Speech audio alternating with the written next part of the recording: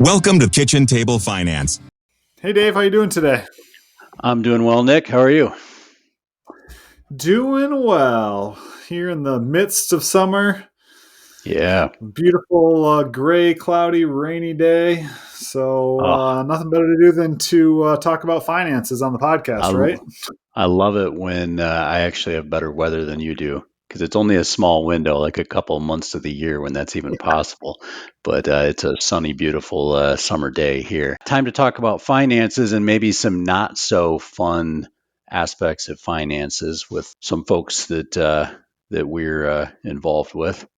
Yeah, unfortunately, it's a little bit rainy and cloudy over in East Lansing right now with the announcement, last week and a half ago, that Michigan State University is going to have to make some staff cuts with some budgetary Yeah. constraints and potentially even buyouts and all sorts of stuff going on that Right. people are rightfully worried about. Some uncertainty around higher education right now. It's not just Michigan State. Yeah. There's lots of universities dealing with this.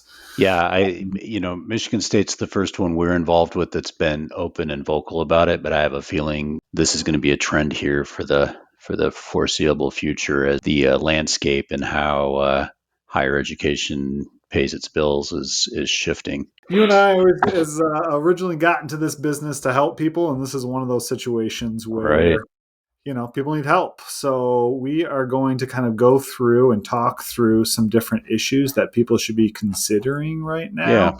now, with that uncertainty on the horizon. And the nice thing is, a lot of this stuff is just good, common sense I, stuff that you should be doing Yeah. anyways. As we were preparing for this, it's like everything on this list is really stuff you should be cognizant of, regardless of how you feel about your current job or who your employer is or what the landscape is. It comes down to basic, good financial stewardship of your resources. For sure. And to no surprise to anyone, the first thing on this list is that contingency emergency fund. Make sure you have Right. one and it's well funded right now, right? Right. And so if you're worried about losing your job, but you have not lost your job yet, now's the time to look really close at your discretionary spending. Mm. Maybe cut back a little bit over the next few months on some things that are luxuries versus necessities and squirrel that money away in a nice safe high yield money market account as potential income replacement.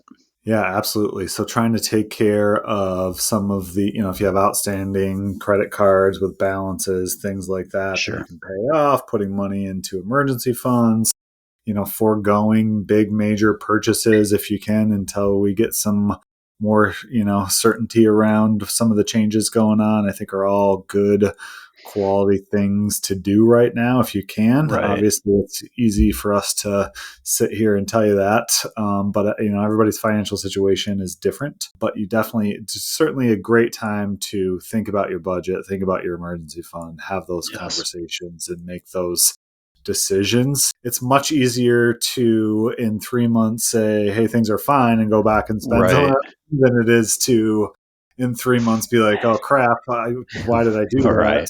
Try to dig Right. yourself out of it, right? So be proactive, think about your spending, take actions now. I I also would throw out there too that and having been through situations like this throughout my life of just uncertainty, doing something proactive like that has a psychological bonus to it Yes. that sure, it's good financial sense, but just for your own peace of mind, looking at your budget and figuring out like proactive things you can do is Yeah. beneficial in other ways. Well, it's the thing you can control, right? Like Right. you might not be able Yeah. to control you losing your job or there being cuts at the university, but what you can control is some of your spending, some of your decision Yeah. making right now, and Yeah. making sure you're putting things in cash and have access to them should something happen, right? That's within Right. your control. Along those lines, another thing to think about too is if you're nearing retirement. Obviously, we work with a lot of folks from Michigan State nearing retirement. Maybe you have that conversation with your financial planner or create that, like, hey, could I Hmm. retire right now? What does that look like? could I enact some of my retirement now? I'm not saying that you might not ever go Yeah. back to work, but you might be able to retire for a year or two and look for something else, Or or retire completely. It's hard, it's a good time to or check that out and look into what that might be. having dealt with this very same scenario just recently, just doing the math, even if you don't want to retire, just knowing whether or not you could and what that would look like, Oh yeah. maybe the thing that takes the pressure off. If you're 59, 60 years old, planning to work several more years, all things being equal, finding out if that's necessary can go a long way towards taking the stress out of these situations, obviously. Oh yeah, absolutely. I mean, if work is optional, I'm not saying that you have to, retire, but even Right. if you do end up staying on and maybe you don't force yourself into those bad situations or take a job that you don't want to, you know what I mean? You can be a little bit more choosy about going back to work, or Yeah. what that might look like. And you're certainly going to feel a lot better knowing that, if the call comes, you don't have to go back to work. You certainly don't have to go back to work right away. Like that, I think, is a major stress reliever for a lot of people. And there's a lot of emotions going on right now. And what you don't want to Mhm. do is make an emotional decision that ends up backfiring. In my experience, people make the Yeah, worst financial decisions when there's the most emotion going on. And so absolutely. that's taking some of that emotion off of your plate by coming up with and looking at your plan and seeing where you stand as far as it relates to retirement can go a long way to getting through a situation like this. Right. And bringing together Social Security and your retirement savings. Another aspect of that, too, is back to the idea of cash flow and emergency savings. If you go in and do the math on retirement and retirement looks pretty good, but you're not ready to retire, maybe cutting back on your 403b contributions in the meantime.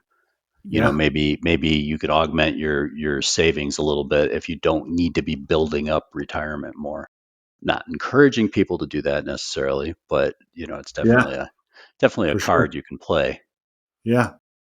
And I think, some other things to along those cash flow lines of just, how long will the emergency fund last? What will that look like? What is Mhm. your budget now versus like your bare bones budget? And like what kind of cuts can you make and how does that impact your emergency fund? And just really getting an understanding of what your runway is, what that looks like, Yeah. and what you're dealing with, I think will hopefully help you in that decision making process going forward. The other big one, Dave, that's a concern for a lot of people is health insurance, right? Yes.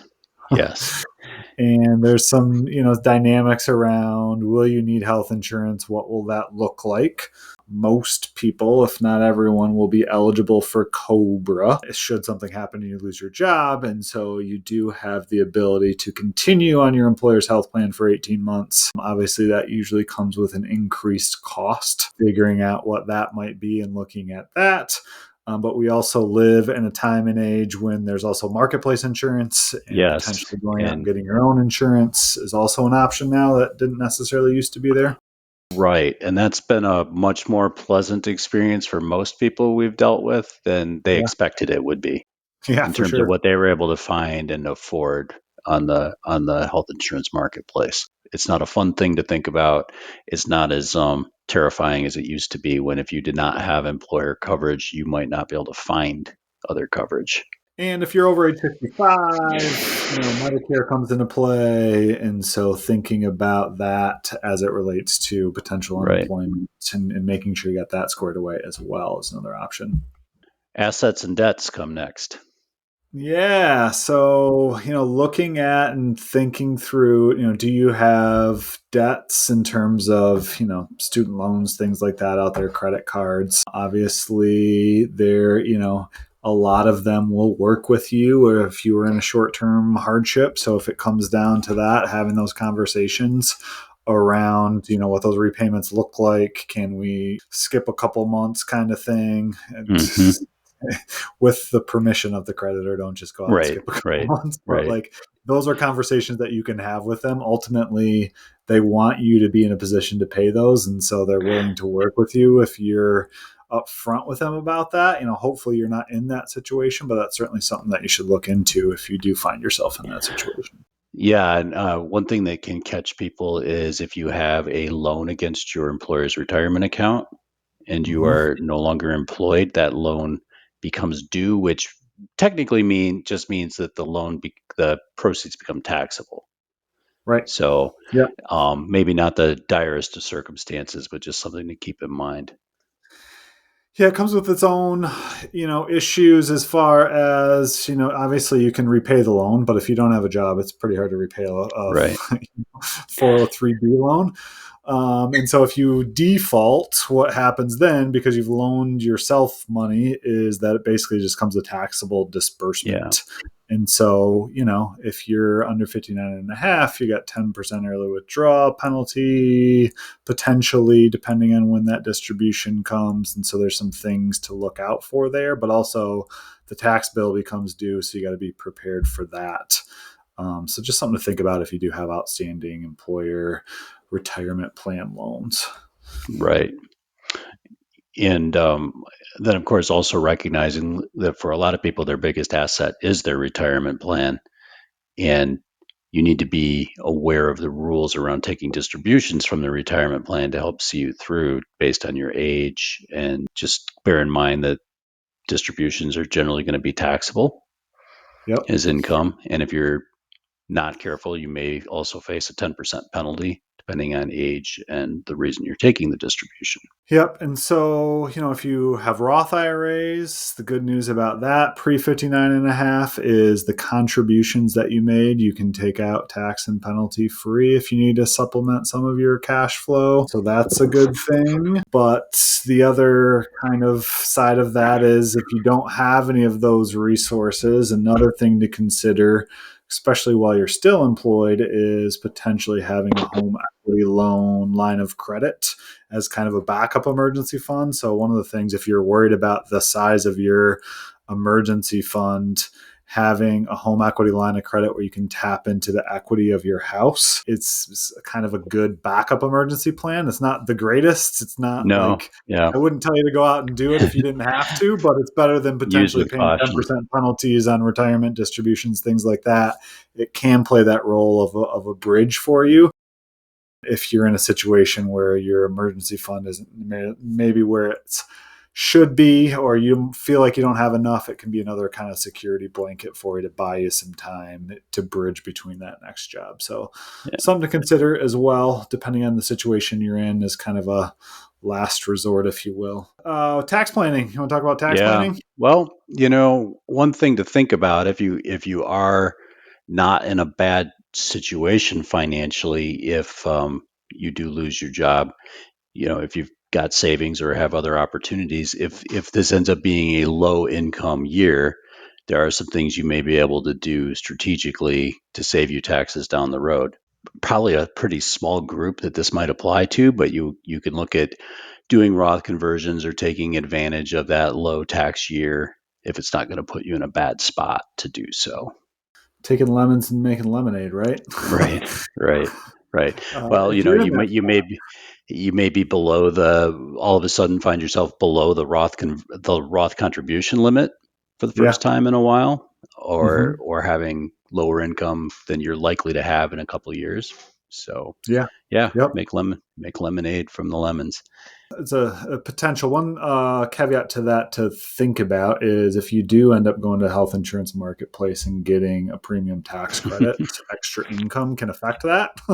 I've seen True. that happen before where people were paying one amount, did a Roth conversion, and turns out they were supposed to be paying another amount because they had more income. So don't get surprised by that. And that actually brings up another point that I want to make, and that is, depending on how old you are, if you are between 55 and 59 and a half, you can take distributions from your 403B without that 10% penalty. Hmm.